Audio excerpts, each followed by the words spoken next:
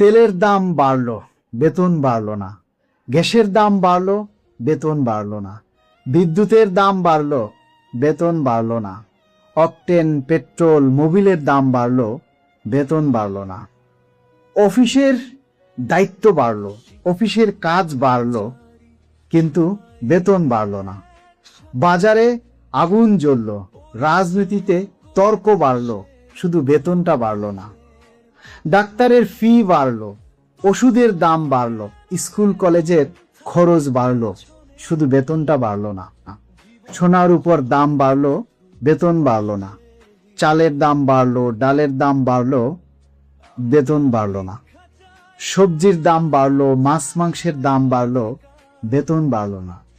হিসেবের খাতা ভারী হয়ে গেল, বাসা ভাড়া বাড়লো, স্বপ্নগুলো ছোট হয়ে গেল, কিন্তু বেতন বাড়লো না।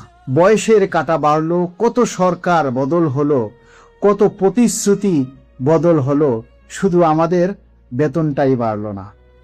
আক্ষেপ করে বলতে হয়, দুনিয়াতে সব কিছুরই দাম বাড়ে, শুধু মানুষের দাম বাড়ে না, আমাদের শ্রমের মূল্য বাড়ে না, আমাদের বেতনটাই বাড়ে না। এটা আমাদের বাংলাদেশেই সম্ভব।